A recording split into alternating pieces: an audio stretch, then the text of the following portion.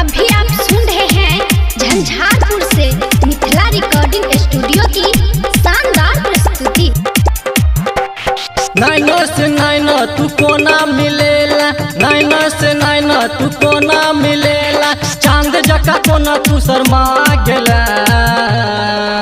अगे कि खेरा बल्ला छौरा तिजोरियों में घुस जतो, कि खेरा बल्ला छौरा तिजोरियों में घुस जतो।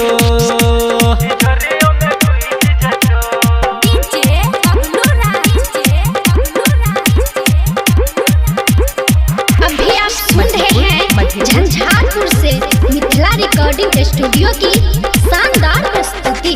मधुबनी के सबटा छोरा होय छै बारह ढीठ गे, ऐठ के ना तू चल गे छोरी ओढ़नी दे तो खींच गे।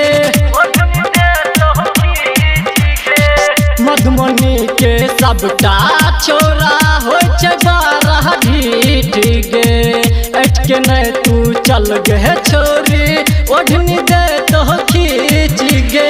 सुन चुम्बक जका के खींच ले तो किसी जोल वाला छोरा तिजोरियों में घुस जतो, सिजोल वाला छोरा तिजोरियों में घुस जतो।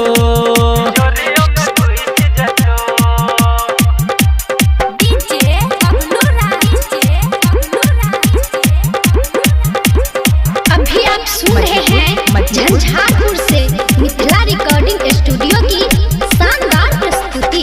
राम रामा जपते छलियो तप के लह भांग गे, लाल गाल तोहर छोगर की चुम ले बवाई गे।